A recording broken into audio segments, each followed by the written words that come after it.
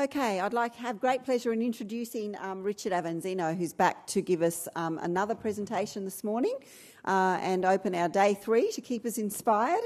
And so would you please welcome Richard? He's going to be addressing collaborative effort and the importance of reporting. Thanks very much, Richard.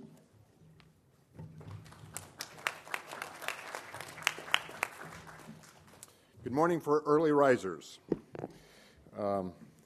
Like I said yesterday, I bring $1 million in U.S. currency to all the presentations, and for the people that stay through the entire presentation, you get to share in that. So since there's fewer of her, that's a bigger pot for those who are in the room. We're going to talk a little bit about collaboration and its importance, and why Maddie's fund is an investor in that concept. First, I want to make a slight correction from yesterday's presentation. We were talking about the similarities between Australia and the United States, and I mentioned our populations, with Australia being a little bit more than 22 million, and I think I said the United States had 30 million. Actually, that's multiplied by a factor of 10. It's 300 million.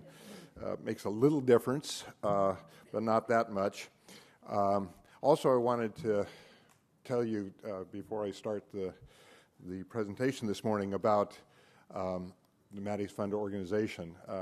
Maddie is named after the cherished companion of a couple, Dave and Cheryl Duffield, who were in the midst of beginning a startup software company in the U.S. And if you've ever been involved in a startup, it certainly brings its stresses, its difficulties, its economic uncertainties, and is not an easy time for people who are beginning a new path with implementing their vision. And every day they would come home and play with their little dog named Maddie. And Dave tells the story of one evening playing on the living room rug, cuddling his dog and wrestling with his pet and enjoying the companionship of his best friend. And he looked into Maddie's eyes and he said, you know, if we ever make it financially, we'll give back in dollars what you've given in love. And they started the Maddie's Foundation with a $300 million gift. And as I said yesterday, they're going to grow that to $1 billion. And it all talks about the importance that animals have in our lives. Not all of us are that well off. Not all of us have that kind of money to give to things that we believe in and we're passionate about. But it does talk about how wonderful it is to have that bond, that very special relationship. I am accused of being an optimist, and Maddie's Fund believes in certain values. We believe in honesty, integrity, and mutual respect. And we start off with the presumption that all of our peers, all of the animal workers, all of the shelter personnel, everybody involved in rescue is honest, they act with integrity, and they believe in mutual respect. Some people call that unreal, naive, misplaced altruism, but I think everybody in this room is here not for greed, not for great wealth. Maybe some of you are in here because the paychecks are just so phenomenal that you couldn't find another career that would come anywhere close to paying for what you get. But some of you are in the not-for-profit world, and that is not the case. And so we're here because we want to save lives. And we start off with the importance of what is collaboration. This conference is sort of the epitome of what is collaboration. Nationally in America, it is easy to get peers to come together, to sit in rooms and to listen to presenters and to basically get the benefits and the knowledge that the various folks have to share. Not only the presenters, but the people that are around the tables, that are sitting in the chairs, that have their own experiences and their own challenges in each one of their organizations. Many of us work for single entities, organizations and municipalities. And it's only natural that we have a loyalty to that commitment, that we are interested in basically helping those organizations prosper and to fulfill the mission and vision of what that agency is all about. But sometimes we don't understand what the organization down the street and the other neighborhoods and across town are doing. In America, now I don't know how much of this translates to Australia, but in America, some of the organizations don't get along with each other. I know you'll find that shocking to believe because we're all in the same cause, we're all part of the same agenda, and yet we start different organizations because there's different paths, there's different ideas, there's different approaches to try to do our life-saving work. And because we work for organizations, they have different organizational agendas and different organizational missions. But I'd like to talk to you about not just at a national level, but on a community level. When one organization thinks they can do it all, usually it's very difficult to do that if there are a lot of other agencies in town. And so we believe that all the groups that care about animals should be working together. And we think that there's a lot of benefits that come from that. We put on an adopt-a-thon in 2 counties in the United States just a few weeks ago. And we were able to draw tens of thousands of people to the 46 agencies and the 73 adoption sites that were working on trying to adopt out all the animals. And some of the agencies were doing such a good job that they ran out of animals. So instead of closing down their tent and going home and feeling satisfied because they'd done such a great job, they reached out to the organizations that hadn't saved all their lives yet and took their animals into their kiosk and tried to promote that life-saving. And that allowed them and us and the animals to multiply the life-saving efforts of that single adoption event. We think that the focus on life-saving and not infighting is a better approach. And by the way, let me tell you, Maddie's Fund does not claim to have the answers. We are not all things to all people, and we have an idea and a vision and an approach, much like each of you have with yourselves and with your agencies. So our approach, we don't think necessarily fits all, but we believe in the approach that we try to pursue.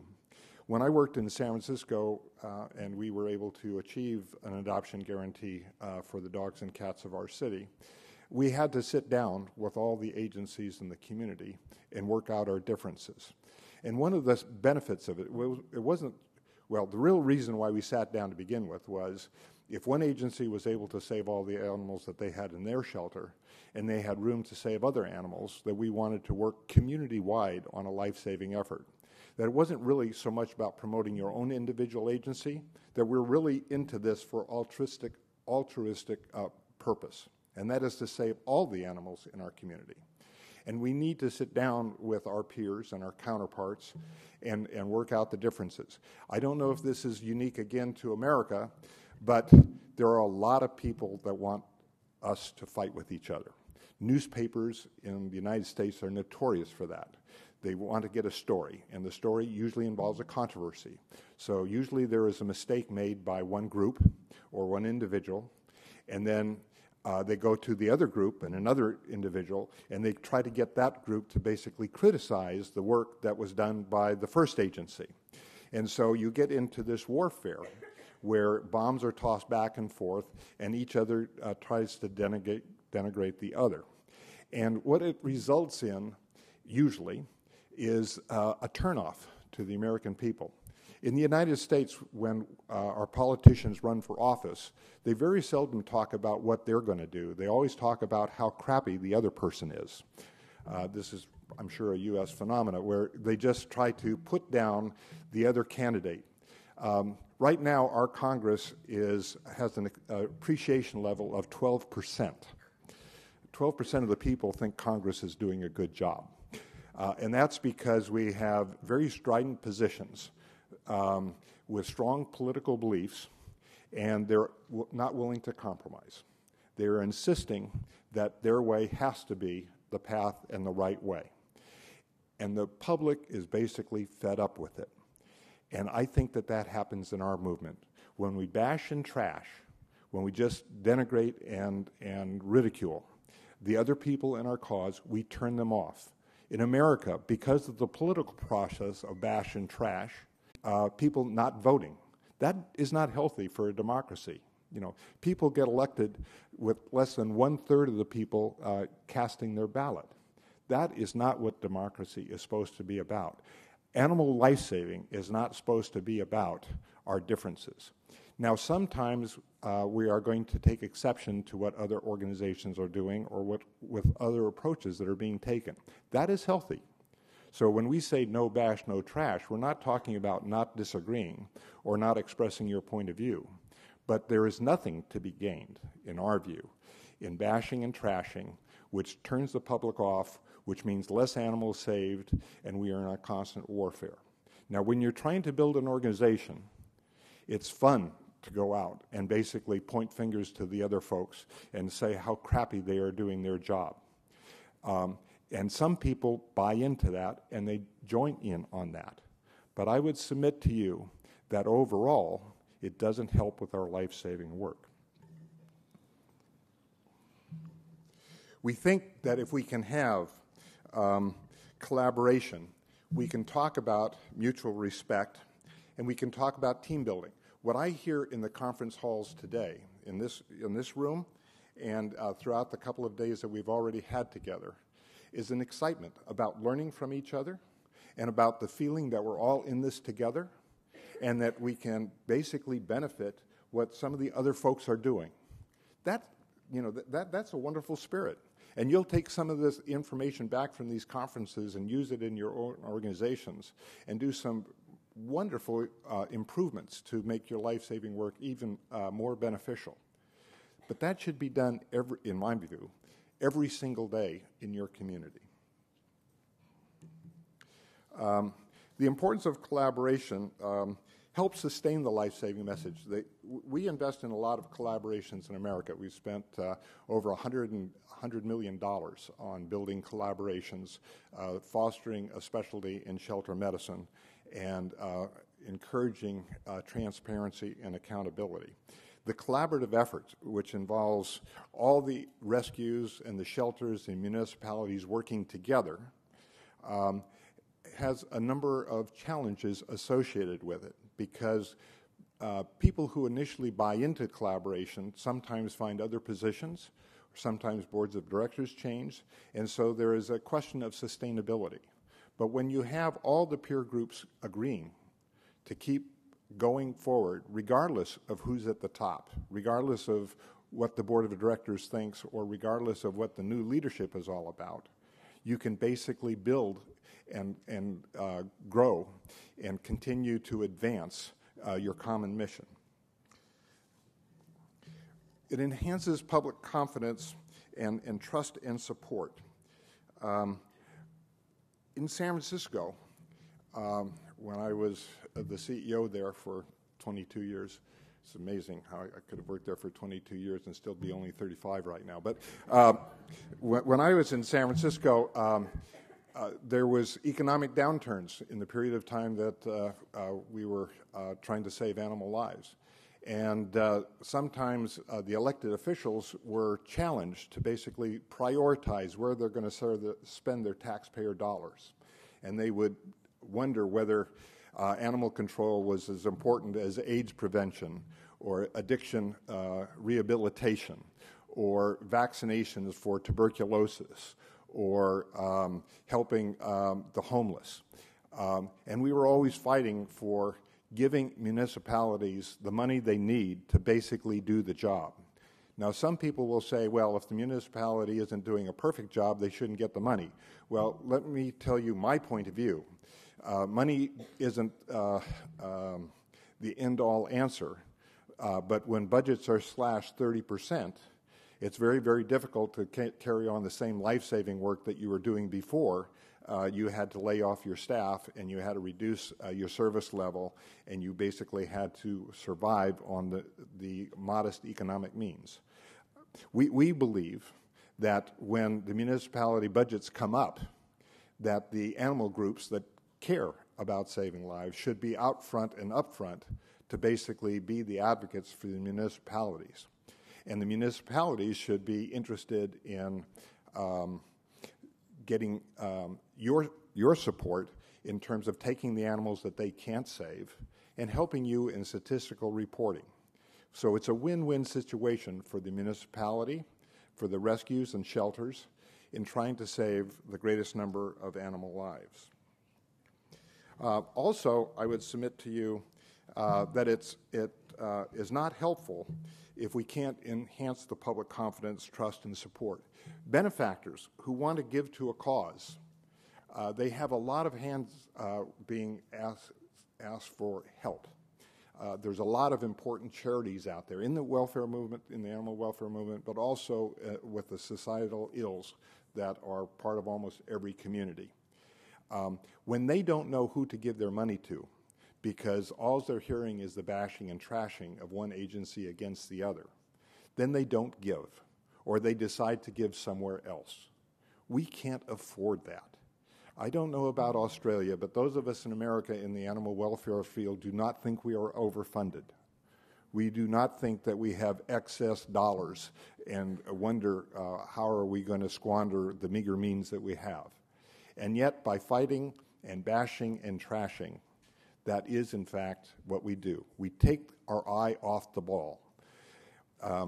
I had a discussion with my counterpart at Animal Control over a Great Dane. Great Danes are one of my favorites. I've adopted several Great Danes from the shelters in my region, and we had this Great Dane named Sam who had a separation anxiety problem, sort of small. He ripped out a water heater and blew up the house. And for some reason, the owner was disenchanted over that experience and turned him into the shelter. And so Carl says to me, I've got this beautiful Great Dane. I went over and looked at the Dane. The Dane was just absolutely gorgeous, handsome as hell. And, he was very docile. He was very loving. And I thought, we got to get this guy a home because he hasn't found a home so far. And he says, is there any history on this guy? And Carl tells me about blowing up this house. And I said, well, isn't that going to be an impediment? And Carl said, no, it's no problem. You just go ahead and adopt it out. Maybe to somebody that doesn't have a house or doesn't carry a water heater or whatever. But anyway, the idea was to take that animal and find that animal a home. And we had the opportunity, because we had some resources and we had a little bit of space, to basically do the thing that was right for this Great Dane. And as far as I know, he's doing very, very well, and I haven't heard of any more houses being blown up in San Francisco because of a Great Dane. So it's a win-win. Because the newspapers and people want the controversy, they like to watch us attack each other. And so what we would do in the city is when we would hear about something that had gone wrong at animal control, instead of jumping on the bandwagon and basically adding to the negativism, I would call Carl up and say, tell me what's really happening. And I usually would get a different story than what the reporter was telling me. And that would give me a chance to say, first to Carl, what do you want me to say? I mean, you made a mistake here. What happened is not good. And he'd say, well, here are the corrective things that I'm taking. I want you to talk about our history. I want you to talk about the fact that we're animal lovers too. Every single day, either the public or a member of the press would come to us with bash and trash of animal control. And we always said, no, they're our partners. We're all in it together. They have a different organization. They have a different agenda. In animal control in America, it's all about public safety, public nuisance, and public protection. In the animal welfare field, it should be all about saving animal lives. They have animals. We have animals. We got to work together. We also think it's important to have a common language, much like Australia and the United States. Because in America, in the interest of trying to self-promote your own organization, we develop our own language for each agency that has no relationship to anybody else's language. So it's almost like talking different tongues. For instance, some organizations will say, we never kill for space. Other organizations will say, we adopt out 98% of all the adoptable animals. So you start scratching to figure out what is an adoptable animal. Well, that's an animal that they adopted. So they did 98%. Well, that's pretty good. But that doesn't say anything, does it? I mean, that doesn't really tell us what life-saving is all about. The Asilomar Accords, which I'm going to talk about a little later on, basically said we were going to pick 3 or 4 different categories we called healthy, treatable, and unhealthy, untreatable, and we defined what is a healthy animal. Basically, a healthy animal is an animal that doesn't need medical care. What is a treatable animal? That's an animal that with treatment can be rehabilitated. And it gets, when you get into the nitty-gritty about what is a treatable animal and what are conditions that can be cured and all that sort of stuff, it gets a little bit more dicey. But the concept is we're going to save the healthy and the treatable animals. Why do you want to have a common language like healthy and treatable animals? Well, healthy animals die because there's not a home. They're not dying because there's not medical care or behavior assistance. They're dying because they're fit and fine. They just need somebody to go home with. So we think that having definitions and having a statistic table gives each of us a chance to understand how we're going to allocate our resources to basically do the most good. Maddie's fund likes to focus first on the healthy animals. Now, a healthy animal is an animal that's 17 years old that's blind and deaf, okay? That's a healthy animal. I mean, it doesn't have any kidney disorders, it doesn't have any heart murmurs, it doesn't have any epilepsy or diabetes or any of that other stuff. It's healthy. So it needs to be given a loving home. We also believe that we need to rehabilitate and give the animals that have treatable conditions and behavior disorders another chance, and then basically brag about them and then find them a home as well. So we have to increase market share. We basically got to do a better job in marketing, but we're going to find all the animals a home. We need to know what's happening in our own organizations. Where were we 2 years ago, 5 years ago, 10 years ago? Where are we right now? And where do we want to go? Well, without having a common language of knowing where you are with your own agency and being able to compare to similar type organizations, it's very, very hard to figure out what solutions you want to adopt and adapt to basically help you do your life-saving work.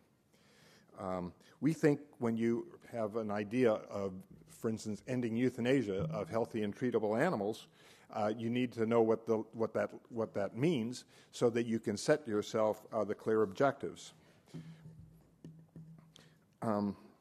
We also think that common language promotes targeted programs so that if you are having an animal behavior issue with a lot of your dogs, that maybe you bring in behavior organizations to help you, or you expand your volunteer base with the behavior focus, or you hire behaviorists that are going to help you with those specially challenged conditions that affect what is a treatable behavior disorder.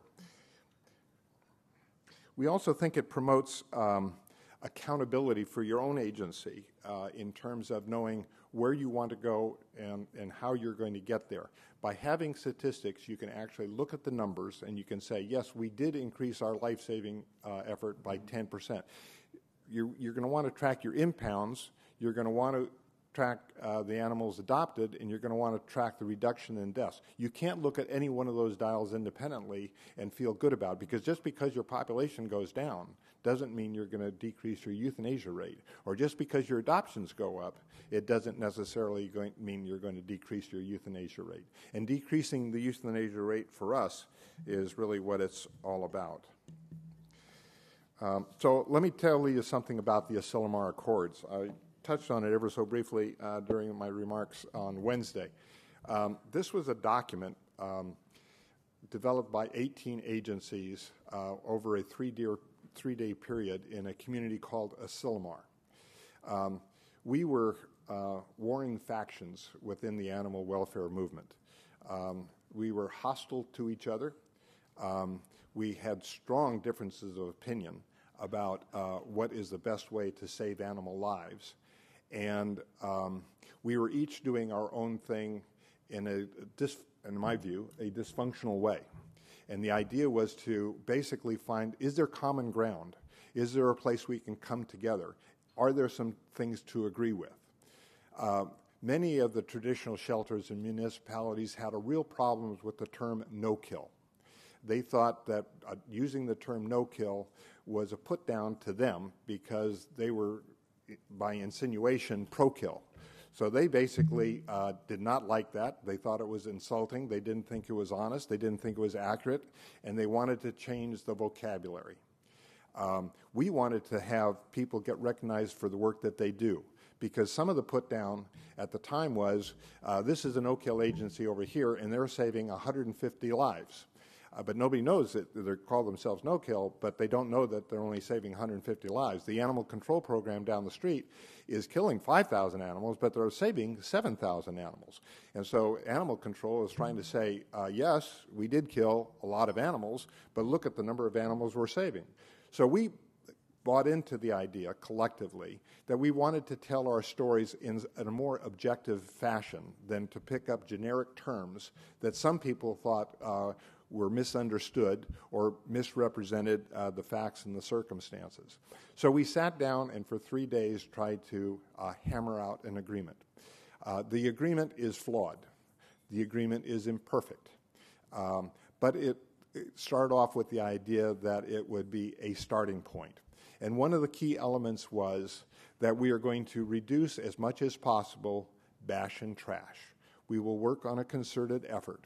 We will basically try to convince our public, our leadership, our policymakers that we're in this together. In America, people want people to compromise, particularly in governmental situations. They really want to see results. If you're out of a job, if your house is being foreclosed on, you really don't want to know which party is fighting for X or which party is fighting for Y. You want a job. You want to keep your house, and to basically hear the rancor and the disconnect and this dysfunctionality is a put-off, and that detracts from the support that we want to see for our cause. The results was to develop a reporting system, which we call a statistical table, to have a more civil discord. Now, once again, the fact that we are not into bash and trash does not mean we are all walking hand in hand singing songs of love and appreciation. Actually, coming from the Haight-Ashbury, that's not a bad idea, but that's part of our culture in the 60s. We are realistic that we are passionate about what we do. We feel strongly about the different approaches. We do see some errors and difficulties with the other approaches, but we can still be respectful of each other. We can still have honest dialogue and discord without bash and trash. We are moving forward with our database. Other databases are being developed by organizations like PetPoint and the ASPCA, and everybody's coming to the understanding that we need to have statistics. How can you not know where you've been, where you're at, so you can really map out where you want to go? So we think that we are well on path to going forward. The Asilomar Accords table is, I guess you'd say it's complex or simple, depending on your point of view. But it lays out the various elements of why animals come into shelters. And by reporting the information, we basically think that we're empowering the constituencies and the stakeholders in helping each other. Without the table and without common language, people assume facts that are not real or accurate. And when you can basically say to your peers and your counterparts in your own community, you're saving all the adoptable animals. What does that mean, Bob? Sally, what is that all about? And they can actually describe for you what they mean by that term, and you've decided that you're going to say, okay, well, that's a healthy animal, and we're all going to agree that's a healthy animal, and we're going to report that as a healthy animal. You report that as a healthy animal, and the other folks in our community will also report that as a healthy animal. That allows us to basically find out where are the disappointments. And when a shelter has a problem, for instance, in some of our community collaborations, we will have an outbreak of distemper, or we will have a URI epidemic. And the whole idea is, oh my gosh, we got to control this disease. We've got to do something to make sure that it doesn't stay in our shelter, that we eradicate it in the shelter. But depopulation, in our view, is not the way to go. It's basically working with the other agencies to take out the animals so they're not overcrowded, so you can turn your inventory over, not a very nice term to use in terms of saving animal lives, but get the animals homes quicker so that you are not in a dense situation where the animals are kept for a longer period of time, which jeopardizes their well-being behaviorally as well as medically. So by able to say to your counterparty and your peer, oh my God, I've just had an outbreak of URI, the idea is, okay, when the next litter of kittens you get, bring it down to us first. Don't bring it into your facility. We'll take it on entry. Or we're having a problem with distemper. Okay, the not-for-profit down the street says to animal control, okay, we'll give you money or we'll provide the distemper vaccine so you can vaccinate the animal within an hour of its entry. We'll give you the vaccine, but your personnel have got to administer it immediately on entry to help us control and curb and deal with this dilemma. And then the next step for us was to get this information in the hands of the decision makers. We think when the politicians and the shelter executives and the reporters and the benefactors and boards of directors that help animal welfare can see what they are doing, they can provide support if they are doing a great job because they can encourage the continued excellence in their community. If they are underperforming, they need obviously even more resources to come up with a better solution to basically help with correcting their disorders. But unless we have the information in the hands of the policy makers, then we're going to lose accountability, and accountability stifles, in our view, innovation and creativity in coming up with better solutions to save animal lives. We now publish what's called the Maddie Comparative Database, and it can be found on our website at maddiesfund.org. And what this does is it reports all the community statistics that we have from throughout the United States so that people can say, okay, I live in New York, I want to compare New York to Los Angeles, another urban center. Each of them have about 8 million people. Lodi, California, with a population of 50,000, wants to look at Alameda City with a population of 50,000. Some communities are demographically radically different. They're very heterogeneous. They have a lot of different ethnicities, difference in economic structure. Some are very homogeneous in terms of economic well-being, in terms of education levels, et cetera, et cetera. We want to empower the various communities to look at the database to find out where is comparable to where we're at. And if they're doing better than we are, maybe we should reach out to that community and find out what they think those successes are. A lot of that is happening at this conference here. You're hearing about best practices, but another level down on that drilling is to find out specifically how your community relates to another community of like size, like demographics, like issues, like populations. And we allow our database to be searched by the geographic region, the median income, the size of the human population intakes, et cetera, et cetera. This empowers the shelter workers, particularly the managers and CEOs and boards of directors, like I said, to compare themselves. Now, a lot of people get scared when we talk about public accountability, because when you put your numbers out there, for the organizations that are not doing as much life-saving as they would like, they're afraid of being bashed and trashed. Well, if this is truly a community-wide effort, I think all the agencies in town have got to share in the fact that things are not going well at the municipality or at the traditional shelter or wherever the agency is that is not coming up to what everybody wants it to be. And we start off with the belief that people in our field are animal lovers. that you really care about saving lives. And whether you're a municipality, a traditional shelter, or a rescue, you do not want to see the animals die. If we can't start off with a mutual respect, embracing that concept, we're in a world of hurt because we need each other. Nobody can do it by themselves. There is no Messiah. It is really up to each and every one of us to get the most out of what we have to offer by working with everybody else. And I think if we do that, that we're going to create what we call a no-kill nation in America. It's not only possible, but it's probable. And we can do it and celebrate our own individual contribution, but more importantly, the contribution of all the animal lovers in our community.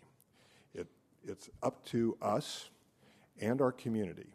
And in America, and I think it's true in Australia as well, our salvation is we are a nation of animal lovers.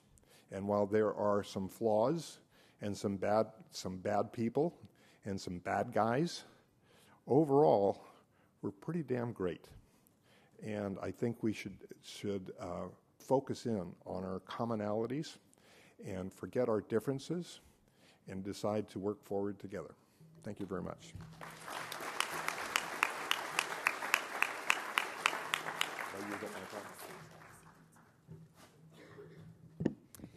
Okay, because Richard has to go and get a plane soon, we decided to put question and answer in here for about 10 minutes now. So we've got an opportunity, our last opportunity while he's here in Australia, to ask about 10 minutes of questions.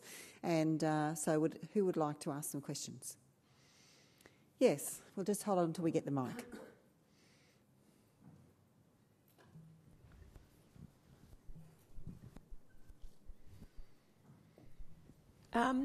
Very inspiring. I love it. It's great. I come from a zoo background, and about 30 years ago, when I started as a 10-year-old, there wasn't much collaboration amongst zoos. They did their own thing, and a very inspiring person got this thing together called the Regional Plan. So all the zoos started working together, and initially it was about the collections and ensuring that we didn't have to euthanize for management reasons, ensuring that we had sustainable populations, all that sort of stuff. But the flow-on also was that we instituted better animal welfare and husbandry and things like that for the animals. So like yesterday was a great talk about environmental enrichment and how do we ensure through collaboration that we get all that information to all the groups, because obviously a lot of people aren't here. You know, I was talking to Brooke, there's a lot of people from council pounds that should be here and they're not. So I'm just wondering, is there some way or how do you do it in America? And maybe we should be looking at an association that all the pet rescue groups in Australia and New Zealand can be part of to share the information, because there's obviously a lot of people out there that should be here. Yes. Well, in America, we pride ourselves on individualism, and that can be a strength, but it also can be a challenge. And so, yes, we have several organizations that have conferences like this and are very productive and very helpful. And then there's the social media that is also being utilized by the major organizations, the major national ones especially. And there's a variety of different voices out there. And you'd always want to have more people to come to these conferences. But what Maddie's Fund is all about now is going into technology. And just the technology that you're already using today are things like the webinars, as well as functions like this, so that people can get the information directly from their computers or directly from the technology, as opposed to coming to the various conferences. But everybody is fighting for a piece of the pie. So our national organizations, we have some very strong national organizations, but the national organizations in many ways have very different points of view. The People for the Ethical Treatment of Animals, for instance, is a very up and growing company. I would say dramatically different than Best Friends, which is a wonderful agency, and HSUS, which is also a big entity, et cetera, et cetera. So they're not fighting with each other for the most part, and I think that that's helpful. And I think Everybody is getting ideas from everybody else. What's good about the nationals, by the way, even though they're not willing to merge or to consolidate, is that they're competing with each other. And that means trying to do a better job. And so they're using more of their technology, and they're using more of best practices to try to get a stronger following for the message they're sharing. But in the rural communities, it's very hard for the little organizations to come to conferences, to get the budgets to basically attend meetings, even to take time out for a staff function, because they're understaffed, they're underpaid, and they're overwhelmed. And when you ask those people to look at a different point of view, I think they're all excited about doing it, but they'll tell you they don't have time. And when we talk about statistics, that's the last thing that people want to do. It's sort of like, I want to walk the dog, I want to feed the cat, I want to sit there and watch my felines in the shelter purr. I don't want to fill out your goddamn paperwork. Ooh, excuse me. I don't want to fill out that nasty paperwork. But it's all a matter of stepping back, getting out of the day-to-day crises that we all face, and looking at the big picture. Conferences like this and other national forums, I think, are very, very helpful. And I think more people are coming to realize the benefits, but in a recession, a lot of people can't afford to come to these meetings. A lot of municipalities, which have very restricted budgets in America, don't send their leadership out to meetings anymore because they literally can't afford it, and they've cut their staff to the bone. And if the boss is away, there's nobody to clean the kennels. Okay, another question? Got it right here. Well, two comments. One thing I would like to see Maddie's Fund do, and I don't know if it's possible, but it's certainly a Spay It Forward program in the United States in conjunction with veterinarians. I know the concentration's been more on the animal welfare side, but the truth is we have a tremendous number of young veterinarians coming out, and it's really next to impossible to start your own hospital at this point. You know, I mean, it's cost prohibitive. And I would submit that if you took $1 million or $500,000 and built a decent-sized clinic, well equipped, and put a vet in there and said, this, you know, you have to do X number of spays or neuters, or, you know, I mean, you find the right people is the point, and you let them pay you back at no interest over time, you're never going to be out any money. It's just going to be that drag period before you get it. But Maddie's Fund has the pockets to where you could do 100 clinics like that across the United States, pinpointed area, and I think you could really help in terms of spay and neuter, dramatic differences.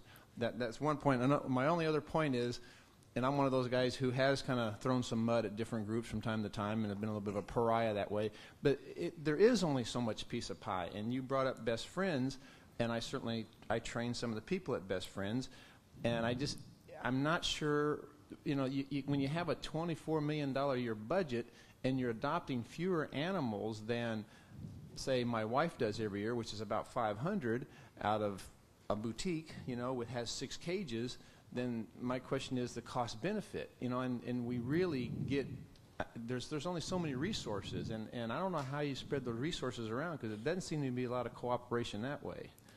Well, a lot of good questions there, Jeff. First, as it relates to Best Friends or HSUS or anybody, they market themselves as providing a certain service, and the contributors decide whether they want to invest in that vision. And, for instance, I work for a benefactor who has a certain idea of how he wants his money to be used, how the family money is going to be used. And while somebody might say it could be used more effectively if you spend it on humane education, or if you, well, as a matter of fact, the Wall Street Journal attacked my boss by basically saying you're creating this $300 million foundation, the largest in the world, to help dogs and cats.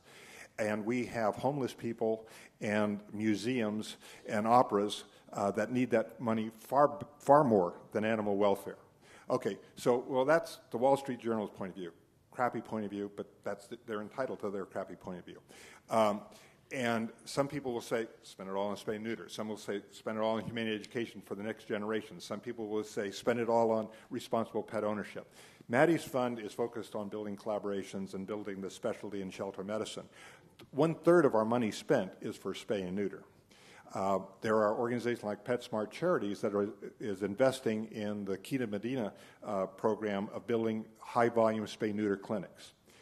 I think that that's helpful. I think the fact that PetSmart Charities has a vision and an approach and an investment strategy, and we have an investment approach and is following a different path, is all good for the cause. None of us have I don't have, maybe you do, none of us have the magic ability to be all-knowing. If we knew what the right answer was, then we wouldn't have a problem.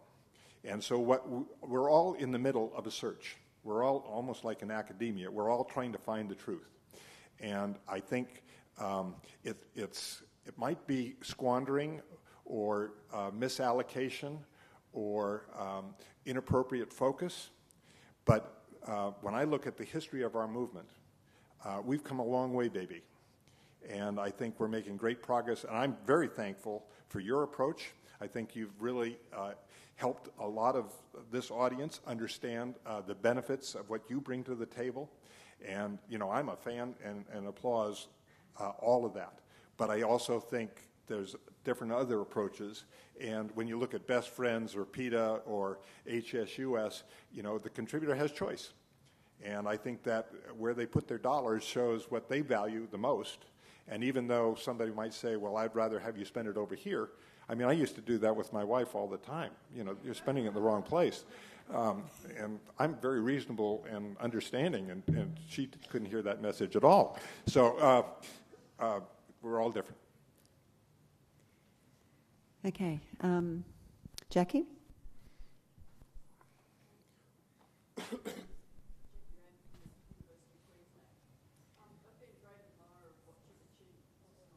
Is that turned on, Jackie? Sorry.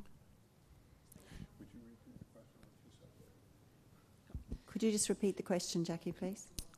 I've been a great admirer of what the Maddies has achieved and the vision of developing shelter medicine in universities, and I've certainly envied the resources. One of the things that astounded me was that still only about 10% of veterinarians in North America are doing early age desexing. So my question is, do you have any plans to expand the specialty of shelter medicine to actually be a more, to train all veterinarians so that they all have, all graduating veterinarians, so they are all aware of the magnitude of the problem in shelters and come out with hands-on skills of early age desexing, so they're incorporating it particularly for cats in that initial health program. We are the largest investors in veterinary colleges, and particularly in shelter medicine. And by the way, let me just make a grand statement. Every strength is a weakness, and every weakness is a strength. Everything you decide to do has a downside. Everything you don't decide to do has an upside. So getting back to your question about universities, we invest hundreds of millions of dollars, and a lot of it is going into the veterinary colleges. We have to deal with the fact that in America it's called academic freedom. The professors and the institutions do not want to be told how to spend our money. They have their own ideas, and they cherish and relish the fact that they're tenured and that they have this academic freedom, and they cannot be told what to do. And so while we have our own ideas about how we would like it to be invested, we have a choice of either funding or not funding. And that, by the way, is true of all of our collaborative efforts. We have certain principles, and we have certain criteria about reducing animal deaths and meeting certain objectives. But the bottom line, our enforcement ability relies on whether we give them a grant or whether we don't give them a grant. We do not have a Maddie police. This organization is the largest contributor in the world today, and we have 8 staff.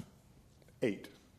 Cover all of the United States, 12,000 agencies, $100 million, et cetera, et cetera. So our bosses have said, we don't want to spend it on the staff, me and my coworkers. We want to spend it on the people on the ground doing the work. And it's hard to disagree with that. My staff would rather see a little bit more in their paychecks, but the bottom line is it all goes to the rescues. It all goes to life-saving work and the veterinarians. And talking about the veterinarians, we invest in 3/4 of our money spent on spaying and neutering is with private doctors, private vets, not spay-neuter clinics, not for the not-for-profit spay-neuter facilities. And I keep on saying spay-neuter because that's the lingo in our country, not desexing. So I apologize for that confusion. But so And that's because we're trying to build what we call the safety net of care community-wide. We want all the animal lovers in the community to work together. We want the private veterinarians to share in the mission and the goal and the excitement about saving all the shelter animals. And so we invest very, very heavily in private veterinarians, but they cost more than spay-neuter clinics. Spay-neuter clinics are far more efficient, far more economical. You get far better bang for your buck if it's just the number of surgeries. But we're not just investing in the number of surgeries. Having a democracy, at least in America, is terribly inefficient. It is probably the most inefficient economic structure you can phenomenally imagine. None of us in America, however, I don't think very many in America, would want to give up our democracy for something where a dictator tells us what are the priorities, how the resources are going to be allocated, and how we're going to go about doing our lives. So there's a trade-off. And in our world, the trade-off is to empower people and hope they do the right thing. Long-winded answer, is usually all my answers are, but we can't tell the universities what to do. Okay. We are going to have to finish there, Jackie, sorry, because we have to keep moving, and also Richard has to go and pack his bags. So I'd just like to say thank you very much, Richard, for coming along. And it's been a long journey for you, but we've been delighted to have you here. And we hope to meet again sometime where we've gone even further, closer to zero, and be able to share our future journeys with you. So thank you very much for coming, Richard. It's been very beneficial for us.